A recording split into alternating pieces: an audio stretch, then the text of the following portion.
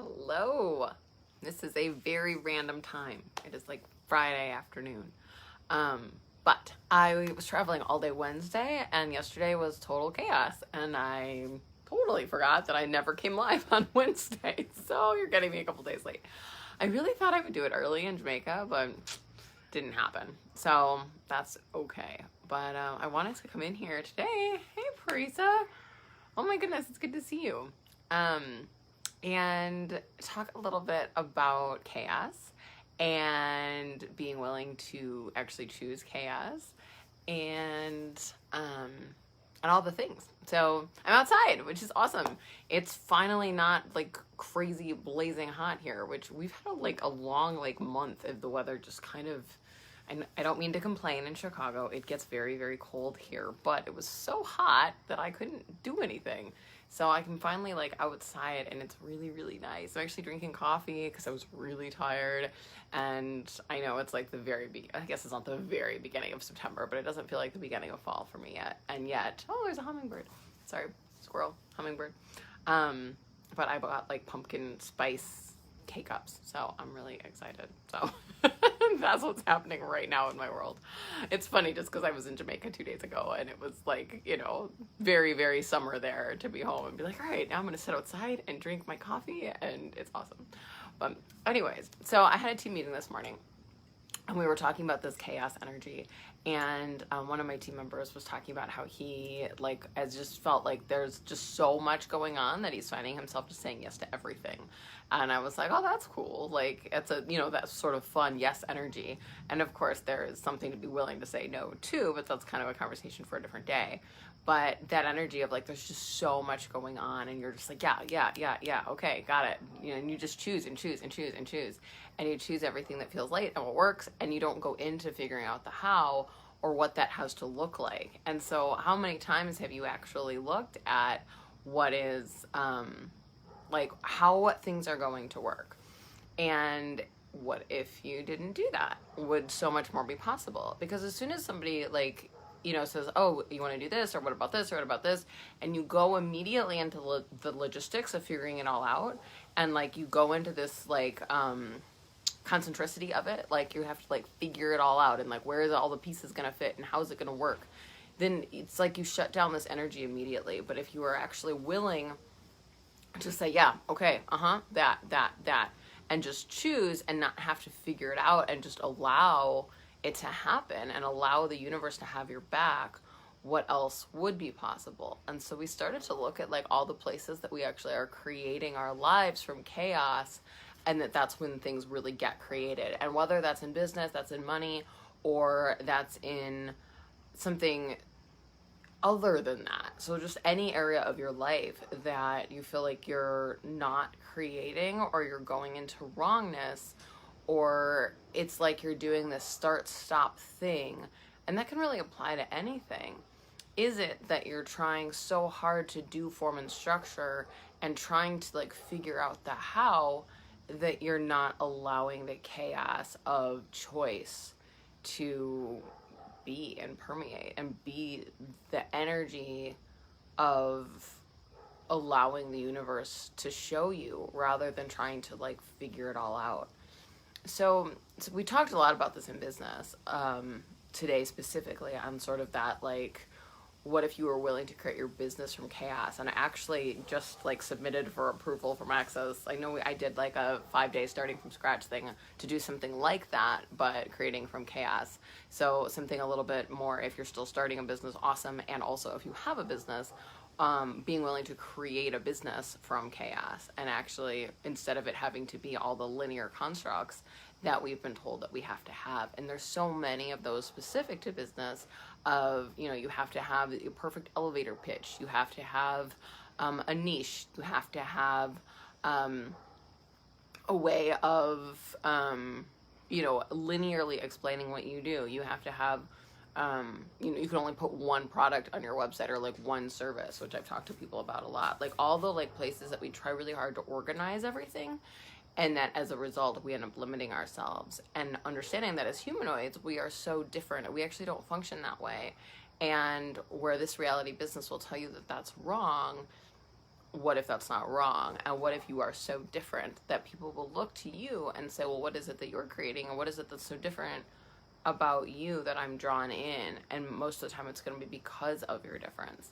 So if you would be willing to be the chaos that you truly be and come out of control, what could be possible with business, with money, with relationships, with just joy? How much have you tried to organize joy? And I know that might sound crazy, but I think about, and I may have told this story in here before, and so I apologize if I have, but if I have, my guess is it was a while ago. There was a time when my husband and I went on a trip to Spain, and we went to, it was a Groupon trip, if you know what Groupon is. And so everybody was like, you're going to take a trip to Spain on Groupon? And we totally did, and it was so much fun. But it was like a short trip. So we had time to go to Barcelona and Madrid. And Barcelona is a city that, at least in my experience, people tell you the 800 things you have to do in Barcelona. So it's like, you have to see this, and you have to see this, and you have to see this. And I had this whole itinerary out for Barcelona. Madrid was less. It was like, oh, there's some museums to see and things. And so, and everybody just talked about Barcelona like, oh my God, Barcelona. And Madrid, people are like, yeah, Madrid's nice. Like, it just wasn't as much like hype. And at the end of the trip, I was like, why did I have so much more fun in Madrid? And I got that Madrid, we just didn't have an agenda. It was like every day we just kind of went here and went there and saw what we saw. And there was no, like, we have to get to this, we have to get to this. There was no itinerary. And Barcelona, I had this itinerary of all the things we had to see while we were in Barcelona. But it gave me, and it's a long time ago now, but I always think back to that trip because it gave me this energy of like, oh, when you try to like over control things and you try to like have these itineraries about what everything has to look like, it like sucks the fun out of it. Have you ever been on vacation with somebody like that who's like, okay, we have to do this, and then we have to do this, and at 5:30 we have this, and at 7 we have this, and at 8 we have this, and it's like, oh my God, I thought we were here to relax. This is not relaxing. And it's funny too, because when we went to Jamaica like 5 days ago, day one, I know I got there and I was like, okay, well, we have to do it this time, we have to get through this, we have to get, and I was like in a rush to get there because I wanted to like hurry up and relax, which was kind of funny. Like, I really like wanted to like get to the hotel, and my friend with me, she's like, are you gonna be like this the whole trip? And I was like, no, I'm sorry.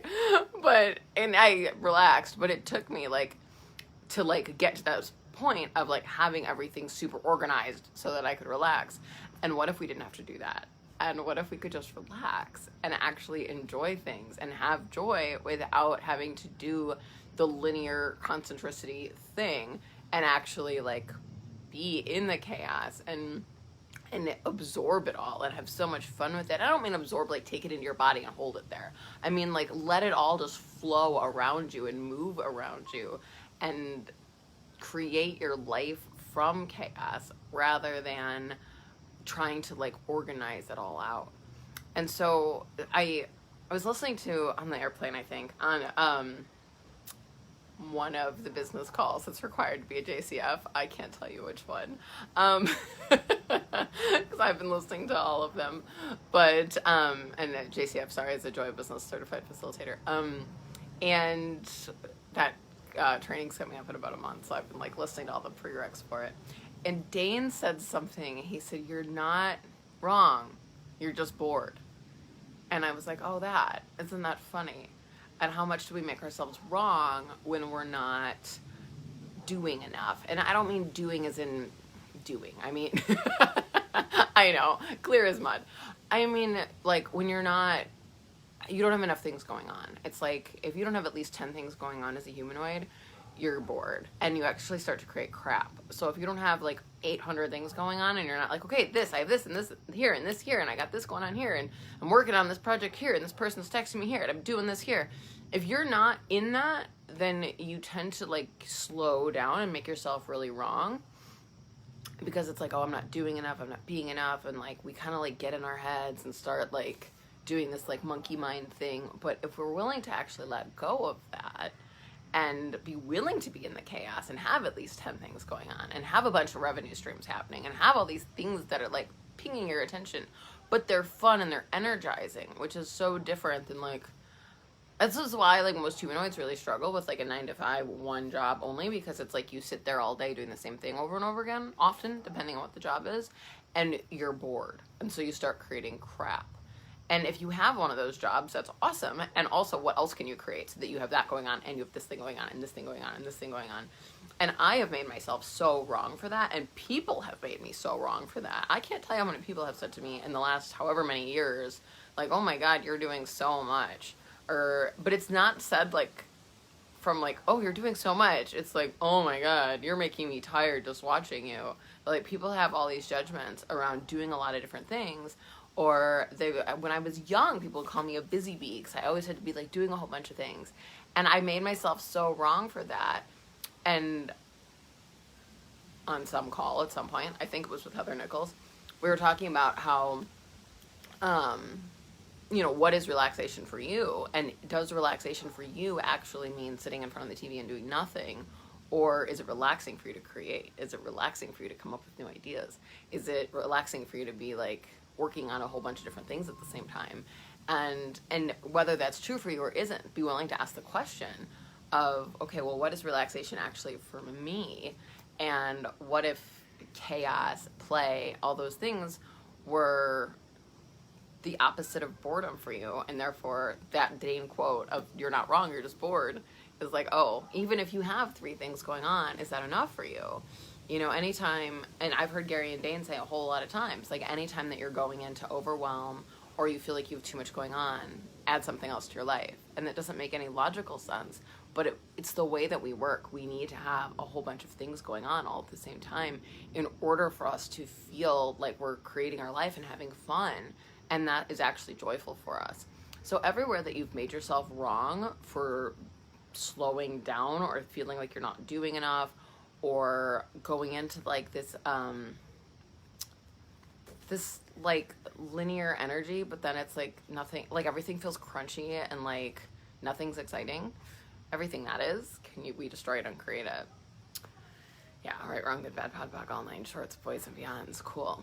And if you are willing to function from chaos and be out of control, out of definition, out of limitation, out of form, structure, and significance, out of linearity, and out of concentricity with total ease, what could be created with money, with business, with relationships, with play, with joy, with life, and living?